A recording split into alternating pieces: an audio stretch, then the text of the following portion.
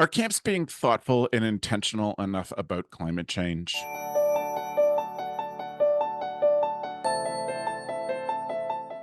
Hey, Camp Mavericks, and welcome to the CampHacker podcast, brought to you by Ultra Camp, Captivities, and the brand new camp recruiting and retention playbook from Joanna Warren Smith and me. I'm Travis Allison. I'm a summer camp marketing and strategy consultant. Hi, everyone. My name is Chris Hudson. I am the founder of Camp Highlight, a sleepaway camp for kids who have queer parents. It's Dr. Joe Biden's favorite camp. And I am a camp consultant and so happy to be here. Hi, everyone. My name is Danny Sudman, and I'm the founder and executive director of Green Camps, a nonprofit launched to support any camp in accessing the benefits of sustainability. Danny, welcome back to CampHacker. We're so grateful you're joining us again. Thanks for having me. So can you tell us, last time we talked a little bit about your camp history. I want to dig in, just in the intro here, I want to dig in a little bit about what you wanted to accomplish when you created Green Camps. Yeah, that's a great question. I often think about envisioning like what a model sustainable camps look like. So if we were to build a camp that was like everything modeling sustainability, I think helping camps create that vision for themselves. So what does it look like for your individual camp to be, quote, sustainable? We really want to empower camps to go through that process. What's the proverb about teaching someone how to fish versus learning how to fish on your own? So we really facilitate that process in order to do that. Great. And Danny, but I want to make sure I don't forget, I'll do this again at the end, but if people want more information, how do they find you? Yeah, greencamps.org is our website. You can find tons of information there. And then most social media channels at Go Green Camps, Facebook and Instagram. We try to stay pretty active there. Yeah, that's awesome. Well, we're grateful you're back, Danny. Although I know a topic that you think about all the time, but again, not the cheeriest of topics today. But I know it's your life's work. So I'm grateful to have your wisdom in this discussion today. Thanks. Yeah, thank you. We are talking today about climate change. As longtime listeners in the last year will know, there have been a number of topics that I spoke about at a presentation at the OCA about topics that camps are not talking about. We had a discussion, Chris and I had a discussion in the late fall talking about who camps are serving and who we are not serving. We're going to be talking about AI and what its effect on camp is going to be. But today we really want to focus on climate change.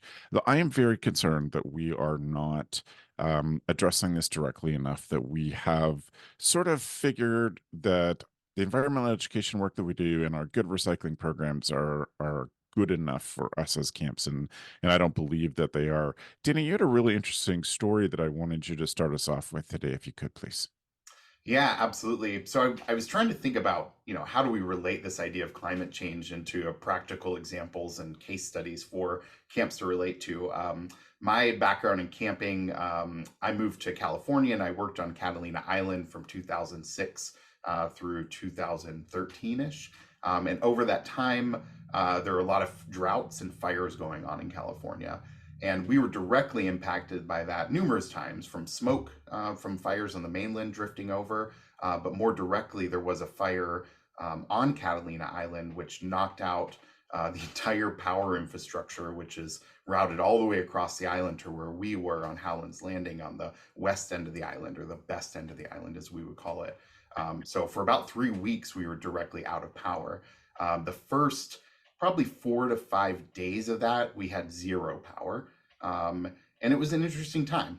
We had guests on camp, and it was an interesting, like, oh, well, this just happened really quick, and not something that you would necessarily have direct planning for. Although we did have some things in place to help keep us going, and we managed to avert that situation and hopefully learn some lessons from that experience as well. Yeah.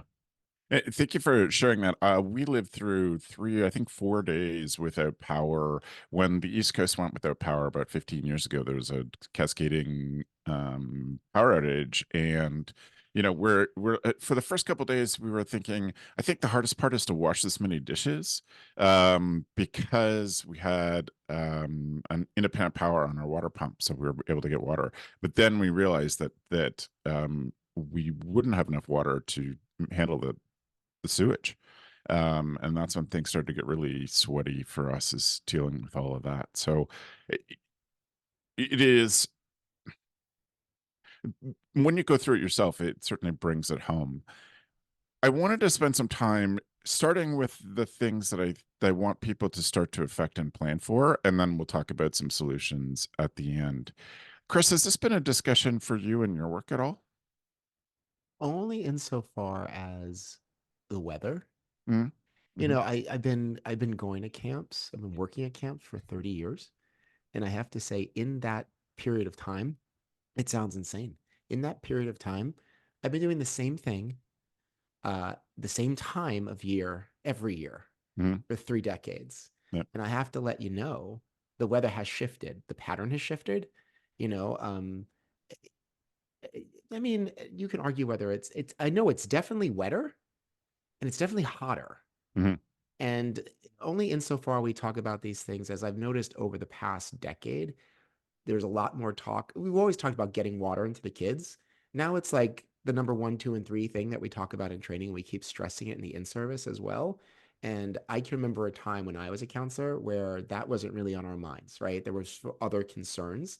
yep, So when this was on the schedule to talk about today, that's the first thing that came to my mind, because it does affect it affects the way that we, staff wise, mhm, it affects the order of the things that we talk about in training. yeah. We at our Camp Pilot, we rent land, we don't own it.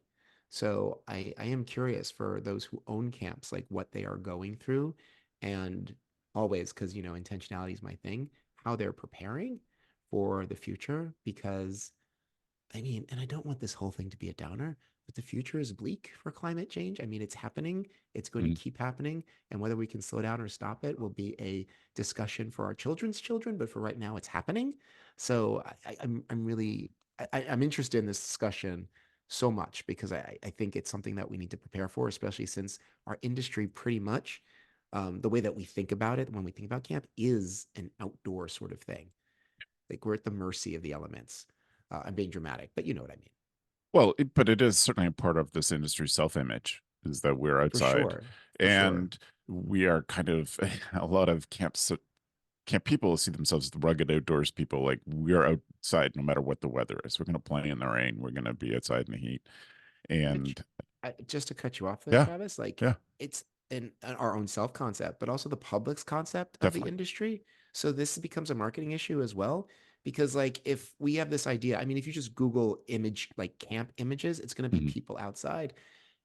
Excuse me. And I wonder, going forward, if parents or groups are going to be more likely to sign up their kids for long periods of time, knowing that there's this climate chaos Sure. that's sort of in it. So it's something that, again, bringing back, like, how are we preparing for this is going to be part of our materials. Yeah. Just like, how do we get water into the kids as part of our trainings now? Yep. And how do we cool our kids off has to be part of the training 100% too. So a couple of things. One of the first real signs for me in my experience, and I grew up working at a camp 3 hours north of Toronto, so fairly far north compared to most of our listeners. And one of the first things that we noticed was the bugs changing. So it started with West Nile, and then it became ticks that we didn't really have, ticks with Lyme in that time. That just has kept moving further north. Those kinds of insect-borne diseases has been moving north. And I think some personal experience too, a lot of the East Coast, we're recording in January 2024, a lot of the East Coast in the beginning of the summer 2023 experienced a lot of smoke problems that the East Coast had not experienced before, that Danny has lived through from his time in California. But those are all things that we're going to have to plan and prepare for, because they're only going to get worse. So I wonder, just to get this going, let's get this part out of the way. Danny, what are some of the things that you think that camps really need to be planning for, in the things that are going to happen at their camps that's going to make them hard to run their camp or run programs effectively? Yeah, that's such a challenging question because, and you kind of touched on this. I think it's so regional Mm-hmm. Yep. in the impacts that different camps are going to be facing, and so I think research can really help shed light on some of the trends that we're seeing in shifting climates and how that's changing and impacting different places. Again, you mentioned it's January. I heard a story this morning. There's no snow in Montana right now. Mm. It's wet and Yep. there's no snow. Yep. So I think different regions are going to be impacted differently. So the research for that, and there's a lot of great resources. In preparation for this, I was looking into climate resilience and assessment planning and such. We do a lot of assessments and planning for camps to go green and model sustainability. But it's pretty complex. I mean, there's not really a simple solution to know, like, do I need to be planning for forest fires, for drought, for heavy rains?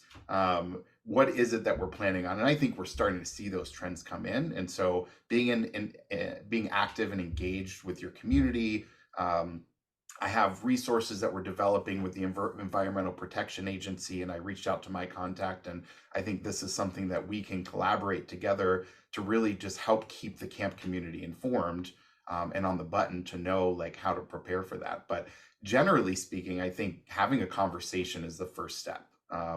And it's a hard conversation.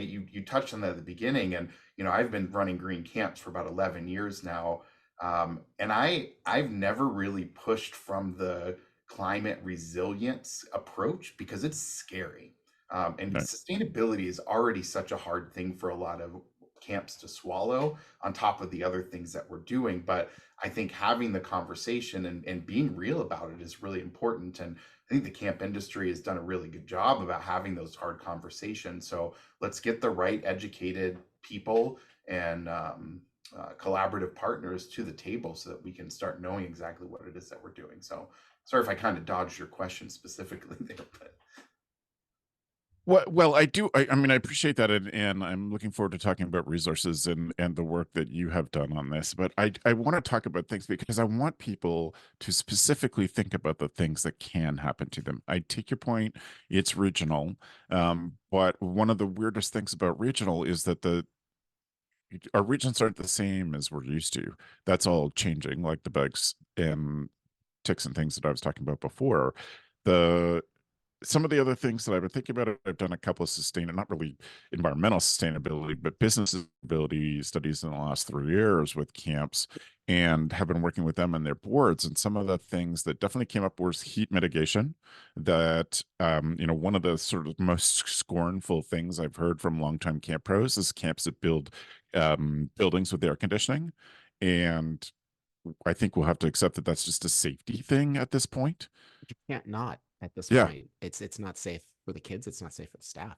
Yeah. Which is so weird because I would have been one of those people 20 years ago being like, Me too. come on, air condition. Well, come on. What is Mhm. this? This country club? But when the temperature gets to 99 degrees and the kids want to play soccer and you have to be like, yeah, that's a given. Yeah. yeah, but I think an air conditioner in a cabin is kind of a band-aid though, because if Agreed. your cabin's not really well insulated, you don't have a high efficiency HVAC system, then you're going to run into other challenges from energy, from the grid that we're facing. I mean, there's lots and lots of happening in energy utilities around that problem. Like as the temperature rises, our demand and the pressure on the grid is getting bigger and bigger, and that's going to cause that grid to fail. And so if we don't have the electricity to run those AC units, we're kind of back to ground zero or worse off, Can actually. we talk about that for a second? Because I think Please. this is another thing for camps is the light bill. Between the COVID and poor air quality, everyone invested in air purifiers, right? Air circulators. Now temperatures are on the rise. Now we got to think about air conditioning. Like, and this is always my fear when it comes to camping. I always feel like we're in the last age of summer camp, which it keeps me up at night. Mhm. But it's one of these things where it's like because of these issues, bills will continue to rise. And at this point, and when we're talking about depending on the region, multiple issues, if it's heat, if it's bugs and having to invest in netting, if it's water issues, right? And you have to get some pumps or something, it's at some point the cost of these things is going to be too expensive. I don't know why I started going down this path because I don't have a solution. I'm just like dooming and glooming. So it's just something I thought that I had I wanted to throw into the soup. But I think that's why preparation is key. Also, I want to throw this in just because maybe we can have this conversation. Newer camps tend to use other spaces that aren't necessarily outdoor spaces. And, as we think about, like, I'm thinking about camps that exist on college campuses or community centers or in Mhm. other municipal buildings. Yep. I'm thinking, is that where camp is headed? If the outdoors becomes inhospitable, and everyone, I know this is not going to happen in the next 5 to 7 years, but as outside becomes more challenging, let's say, like, what does that retreat indoors look like for the industry? And Well, I don't think that it's going to, I agree. I don't think it's going to become inhospitable in the next 5 to 7 years, but there are going to be way more days that are inhospitable, that we can't have kids running around, that we can't have kids out in the temperature. So, but the thing you said earlier, Danny, really made, like, air conditioning is essential for health, but it is also part of the problem. And the with power draw, and then camps that are without power for a long time kick in big propane generators or big natural gas generators and are just contributing more problems to it. So I think having power. So let's just talk about some basics. I want to move to solutions as soon as we can. sure. I want to get out of this mode as soon as we can.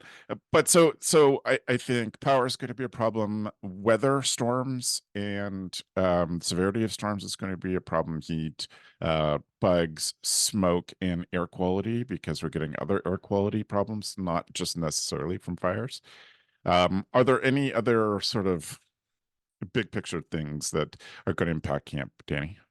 Yeah, absolutely. I think water is going to be Mm, it is already the next big thing. I mean, look what's happening in the Southwest in the United States, where we're fighting over this resource. It's going to become more valuable than oil, is what's predicted as we move forward on that. And as that train of water is being picked up upstream and it's lacking in downstream, then it's going to impact some more than others.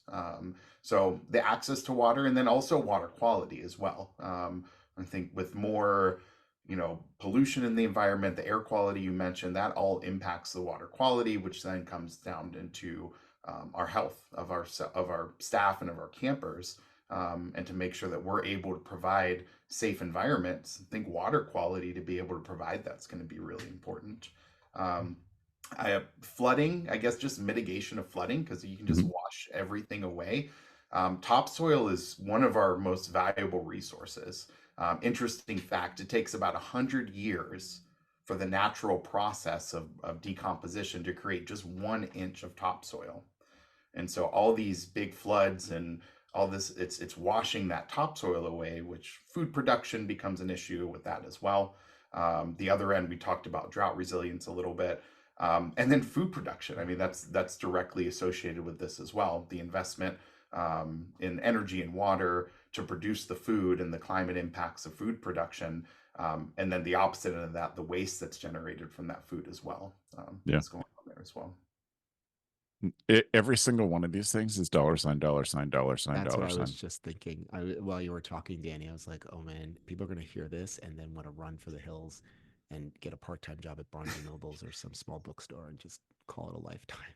Well, and see, and I know we're not getting into the solutions piece of it, but to me, I see dollar signs, but I see opportunity to save money. I think there's Agreed. a lot of Agreed. things that are actions and solutions, and by understanding these things and being educated on what these challenges are and how to take those challenges on, I think we can save a lot of money. I think there's some financial opportunities involved here. Um, Can Now, you there's talk, can also you hit on just like one or two of those just so people listening could like have something to hang a hat on?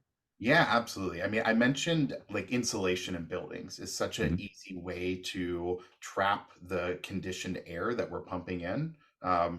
What my mom would always say, "Were you raised in a barn, leaving doors open?" And but even if doors and windows are closed, if you don't have good insulation, that air is just going to leak right out.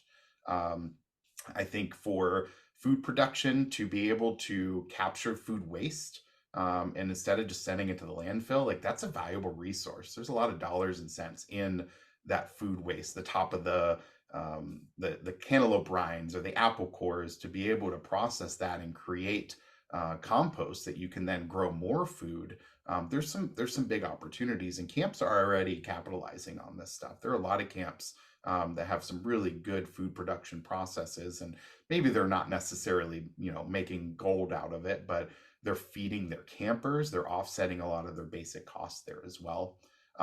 For rainwater capture is another big way that the water, and then some states, like I think Colorado, it's actually illegal. Maybe they've changed these laws a little bit, but you're not allowed to capture the rain because the people downstream, you're taking it out of the underground wells that would necessarily be replenished, recharged by the rain falling down. So, but in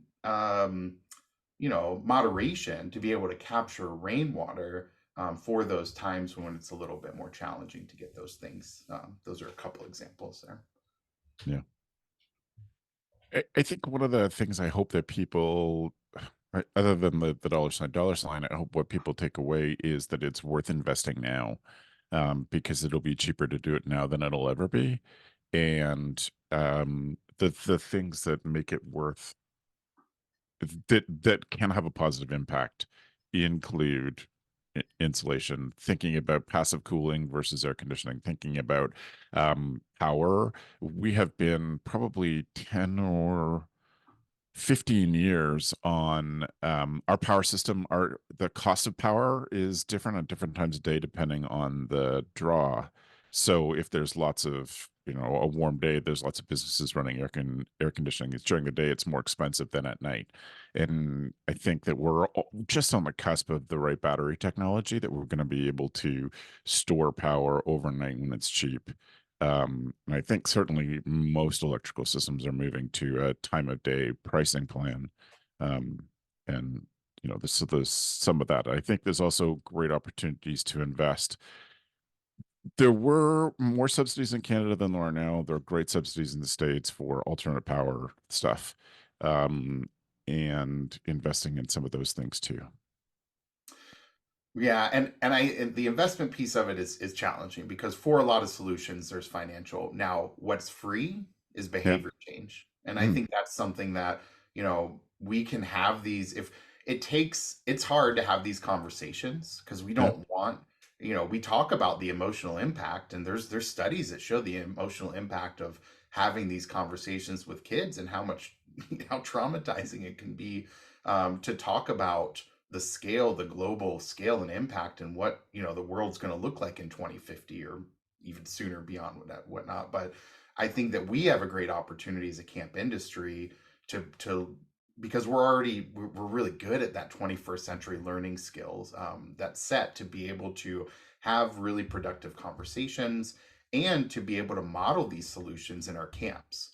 So we can take and do small scale solutions to highlight and say, here's how we can have these really hard conversations. And we can say, hey, we're still sending waste to the landfill. Like, that's just the reality of the situation. We're not going to be zero waste next summer, but these are the steps that we're taking to do it. And it opens up the conversation to have a healthy conversation and educate our campers and our staff members on what's happening here.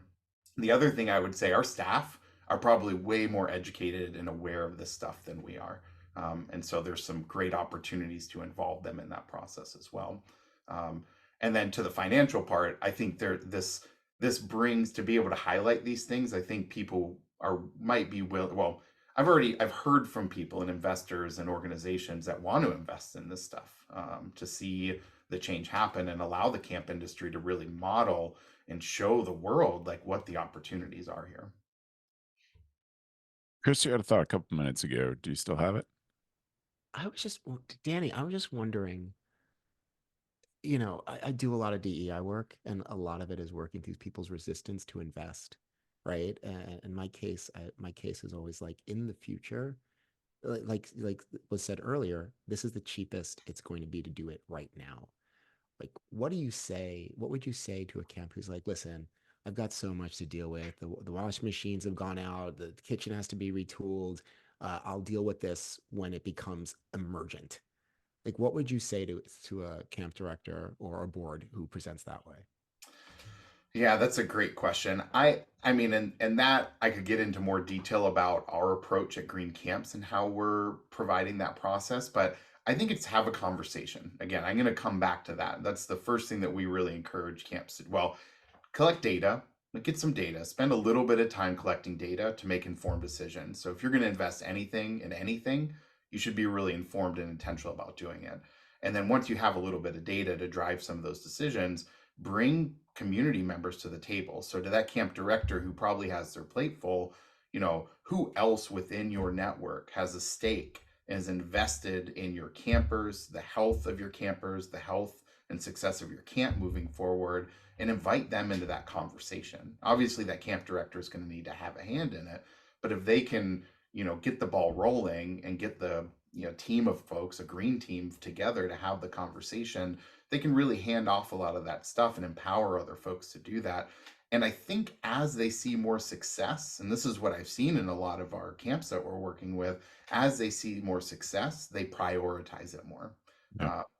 So that's a short answer. It's a very good question because there's no doubt, and I never have a conversation with a camp director and mitigate the fact of all the things that are on their plate. Because I've been there. I'm a former camp director, and so I know all the priorities and the plates that were simultaneously spinning that are happening. So I get it, and I understand, and I empathize with those things as well. So I think having the conversation and getting some data to make informed decision making, because if you just start running down paths, then it's not really going to get you anywhere. Well, it might, but you don't know. It's Right. not really a scientific approach to it, if you will. Awesome. Yeah, that's cool. That's great. Great answer, actually. Yeah, Thanks. helpful.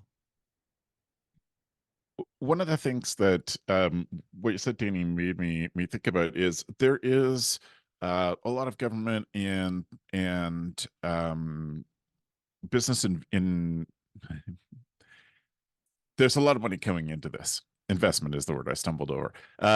And camps can be a place and have often been a place for trying these things out. I think that camps were the heart of the original environmental education movement. That's how we got this started.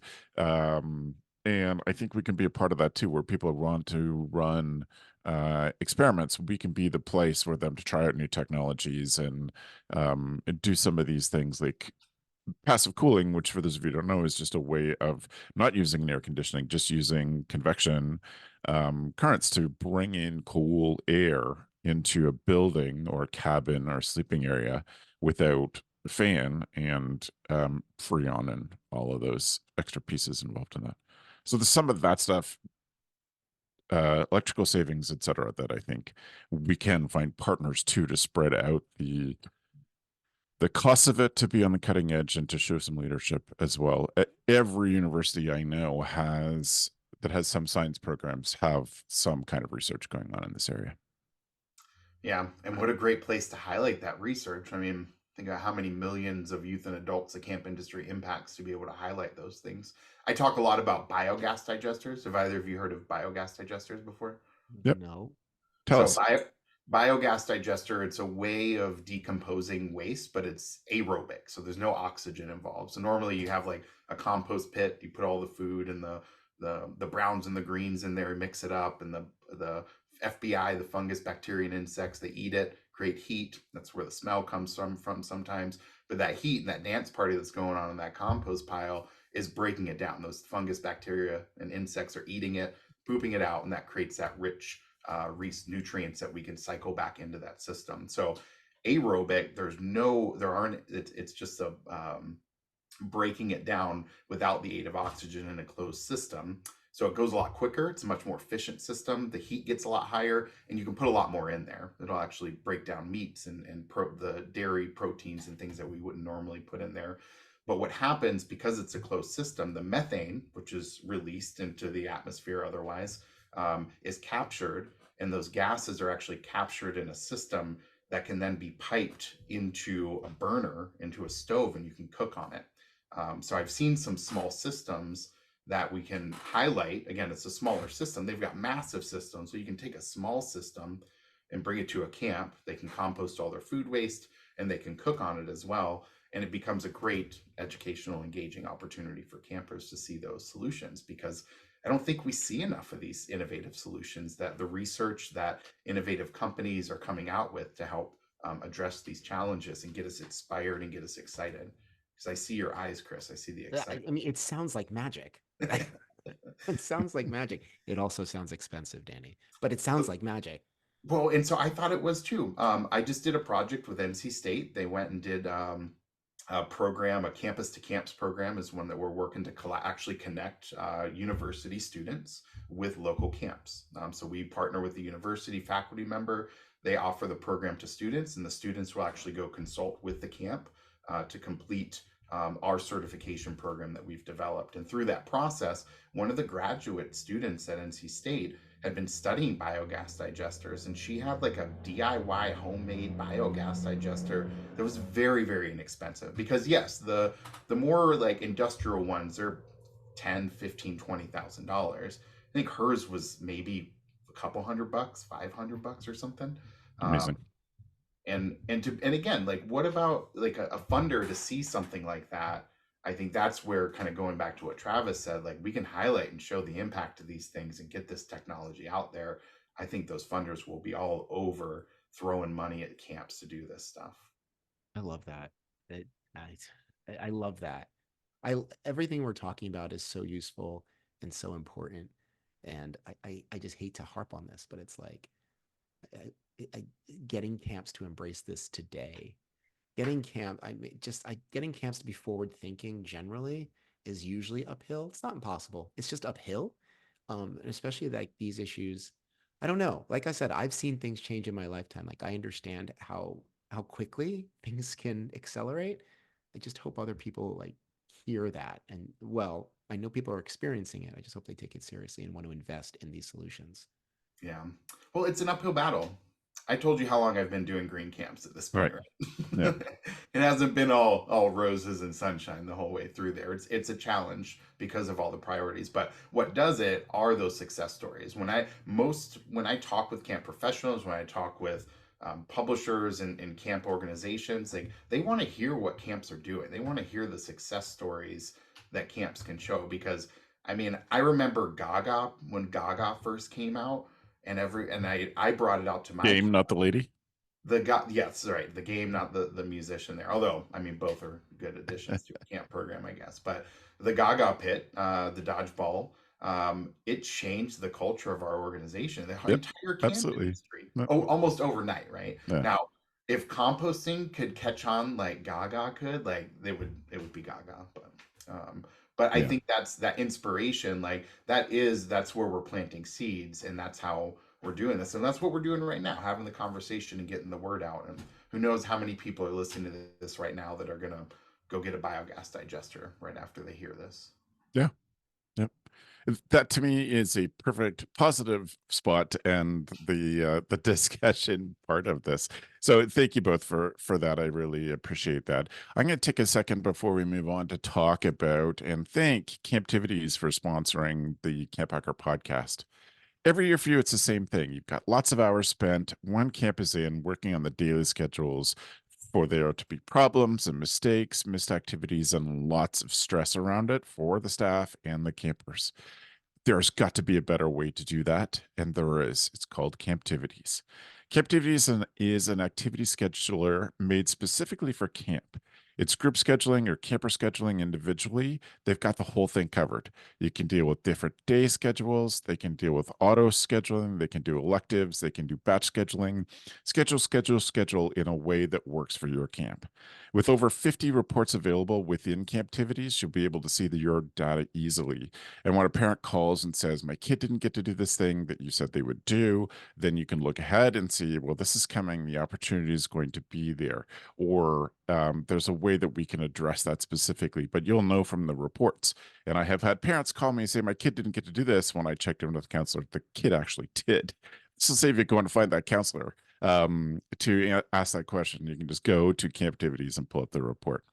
Modernize the way that you do activity scheduling, make it easier to collaborate with your team, get rid of the mistakes, and make sure your campers are getting to all the activities. Camptivities would love to show you the next big thing in camp. Don't wait get going now and start with the onboarding process with them. Someone will be here before we know it, so don't wait to get started. Please visit camptivities.com to set up a time to chat with them and let them help you get away from your desk and back out to camp. That means that we are here for our tool of the week. I'm going to start us off with my tool today. I have a favorites file in my TikTok account of just tools of the week. And one of the ones that I saw in the last couple of weeks that was really interesting, it definitely applies. And it's not a thing. It's kind of it's a small thing, but it's something to remember in case of an emergency. There was a video from a psychologist who was talking about how one of the things that can help people break away from panic attacks is super sour candy, like Warheads or some of those other ones. The actual sensation, the change in sensation can be enough to start to pull some of the body systems back into a more calm state by sort of breaking through it. And I thought that was fascinating. So another thing to add to our mental health toolkit is to keep super sour candy around for when staff or campers are having some of those problems when things are going on at camp. So I thought it was a really cool one. I'll put the link again, as usual, in our show notes at camphacker.tv/podcast. Chris, what do you have? I am fairly excited about this because I saw it. This might be old news for some of you, but I saw this the other day and I was like, what is that magic device? So I am recommending a waterproof, windproof, battery chargeable lighter. Uh, it uses, I don't know, some sort of magic to actually light whatever you're trying to do. I think it's plasma. They say it's plasma, but I don't know what that means either. Very hot. Nevertheless, It's very hot. it's super hot. Nevertheless, I was like, if you're listen at camp, it's great if you have to light stuff because you don't have to worry about it running out of fuel. You don't have to worry about the wind, and you just plug it in at night. I saw this and I was like, wow, this is really a new age. We are really in the 21st century. I was promised flying cars when I was young, but I think this is just as good. Battery lighters. I ordered two for my house just because I was like, I'm never buying a lighter again. So, and they're really affordable. They're like $20, like $15 American. So I would invest in it just to keep it around the house. Great for lighting candles. Screw matches. It's all about these electric lighters. Anyway, also, given that we're talking about climate change, when our camps are underwater and there's heavy, terrible winds, you could still light things on fire, and that will be some comfort in this new dystopia facing us. And as a camp director who is very bad at lighting fires, I am excited for Yeah, this just one, throw Chris. some plasma on it, I'm no good at apparently. campfires, so that's awesome. Thank you. Danny, you've got a really cool thing. There's actually a green camps thing that is your tool this week. Yeah, absolutely. Gosh, it's hard to choose just one tool, but this one definitely came to mind. So I published some research at the beginning of the year, and from that research, I was contacted by a staff member at the Environmental Protection Agency. And through their Energy Star program, we have published a co-branded energy and water efficiency checklist for camps and retreats. So the concept is you can take this digitally or print one out, double-sided, and walk around camp and start checking off some of the items to be aware of that will help your organization go green. And this has been one of the first collaborative efforts through Energy Star and the EPA and Green Camps, and many more to come. I'll give a quick plug. On January 16th, we'll be doing a webinar. The Energy Star Partners Program will be hosting that. And our objective is to find ways that we can cross over the work that Energy Star Partners are doing. And Energy Star Partners, for reference, are organizations that have made a commitment and signed on with the Energy Star program through the EPA, representative about 40% of Fortune 500 companies, universities, and other educational institutions that are committed to sustainability. So I think there's a lot of great crossover between these corporate entities and the benefits they can bring from lessons they've learned, as well collaborations and relationships, and maybe some funding as well as things that we can teach them. So hopefully we can create a good relationship there. But again, that's the energy and water efficiency checklist for camps. Checklists are a good way just to start kind of seeing what your options are. Yeah, that is a great one. I am looking at it currently, and I think it's really smart. And glad you folks are involved in this too, Danny. So, I really appreciate that, Danny. I am so grateful for the work that you do for camps and how good you've been at educating us. And for any camp that's interested, I always appreciate Danny's soft, thoughtful approach to this. He's got tons of great knowledge, but if this feels intimidating, then go to Danny because he can make it unintimidating, and that's great. So I'm super thankful to that. I will give you a chance, Danny, again to let people know how to get in touch with you, but I want to take 1 second and just thank our other sponsor for this Camp Hacker episode, the Ultra Camp, camp registration, camp management software. If you're a CampHacker listener, you can discover the best marketing tools and apps for camps by visiting ultracampmanagement.com/camphacker. And there you can download UltraCamp's free guide, The Marketing Toolbox. It has been updated for this coming summer. There are more resources in there. When you are thinking about what drew you as a person into camp, it wasn't for sitting at our desk, looking at a computer screen. It wasn't for the paperwork.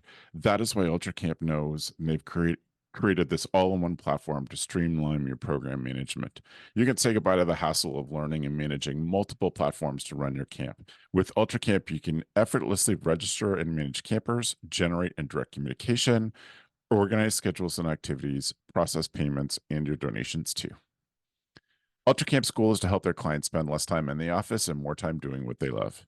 If you want to know if UltraCamp is right for you, they offer free customized demo sessions so you can see their software in action. Sign up and get that free The Marketing Toolbook guide at ultracampmanagement.com/camphacker. So, Danny, thank you for being with us. Can you please tell us again how people can get in touch if they want to follow up or they want to be involved in the research that you're doing or get your resources and be a part of it? Yeah, absolutely. Thank you all again. It's been a pleasure having this conversation. Yeah, greencamps.org is our website. If you check out our contact page, you can find my email. We also have a setup. You can go ahead and get a free consultation. Let's just have a conversation. Let me learn. I love to learn what camps are doing. Let's celebrate your successes. Let's find opportunities for growth. We've got tons and tons of free resources and opportunities to get camp started down that path. I'll also say, come out to, if you're at the National ACA Conference in New Orleans coming up in February 2024, I'll be exhibiting there along with the Tri-State Conference in Atlantic City. I'll be exhibiting there and presenting education sessions there as well. So lots of ways to connect and find the simple things that you can do. There's a lot. It can be very intimidating. I think Chris brought that up earlier. It can be very intimidating, but just one step at a time. Thanks for being a part of the industry discussion, and thanks for talking with us about it today, Danny. My pleasure. Thank you, Chris. Thank you, Travis. Chris, how can people get in touch with you? Yeah, I can just open up their window and holler. If that doesn't work, you can email me at chris@planetchris.net.